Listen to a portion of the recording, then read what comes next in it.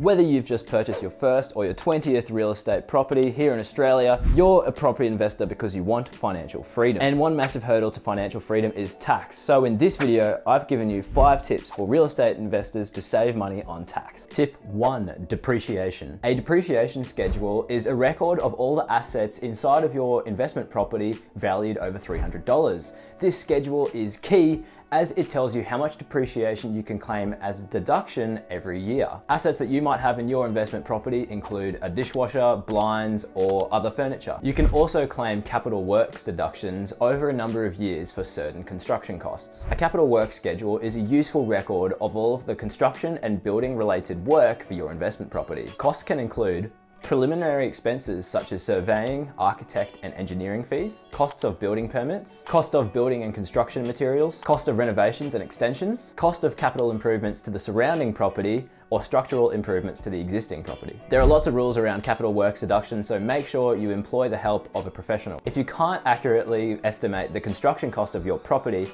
hire a quantity surveyor and they will come out and look at your property and estimate how much it would have actually cost to build. And these guys are worth it because their claim is that they're going to help you save more in tax than what you pay them. So it's definitely worth it. Tip number 2, repairs and maintenance versus capital works. As a property investor, you have to understand the difference between repairs and maintenance and capital work. This is a massive area of scrutiny by the ATO at the moment, so please make sure that you get this right. Repairs is when you have general expenditure relating to the wear and tear of a tenant actually living in your property. And maintenance means keeping your property in a tenantable condition. Examples of repairs and maintenance include repairing fences, holes in the walls, or a plumber coming out to fix the toilet. And the good thing is that you're entitled to claim all of your repairs and maintenance against the income that you produce from your property. However, capital works is a little bit different. Capital works are any works that better your property beyond its original state. Examples here include major renovations or extensions, adding structural improvements like a new retaining wall, or improvements of functionality of any part of the property. These costs must be capitalized and you'll add them to your depreciation schedule, and you can claim a small bit of depreciation over time,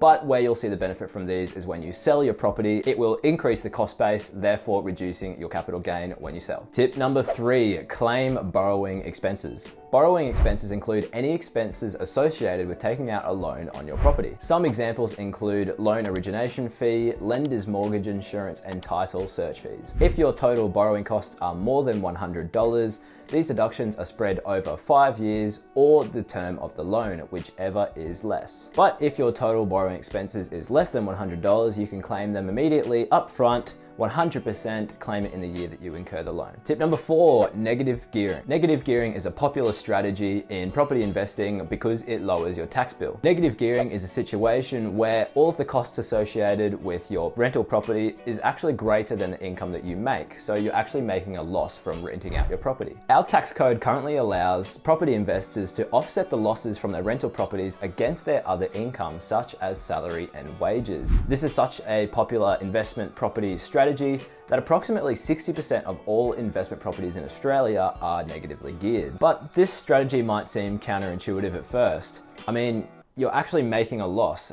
And so why would you choose that as an investment strategy? The big bet here is that the capital gain that you make when you eventually sell the property down the line is going to offset all those losses throughout the years. This is a massive speculation, however, so make sure you talk to your financial advisor to see if this strategy is suitable for you. And tip number 5, moving in and out of your investment property. I've had lots of questions from people recently about moving in and out of their investment property and whether there are any tax consequences to this. First of all, what happens when your primary residence becomes an investment property? If it's the first time that you've rented out the property, the ATO have said that you effectively have purchased that property at the market value of when it first is available for rent. Meaning that even if you've lived in your home for 2 years and then you rent it out, the new purchase price of your property is when you first rent it out. This means that way down the line, when you eventually sell your property, your capital gain is going to be assessed on the market value of the property rather than your actual purchase price when you first bought it as your home. This is going to be really advantageous in a rising property market because your new cost base will be higher, therefore you'll have a lower capital gains tax. But you do need to obtain a property valuation from a professional so that you do have evidence of the market value when you rent it out. But what about the second scenario, when your investment property becomes your primary place of residence? Well, you will be entitled to a partial exemption under the main residence rules. In other words, your capital gain will only be calculated on the time that it was actually a rental property and not your primary residence. For example, let's say you owned a property for 5 years,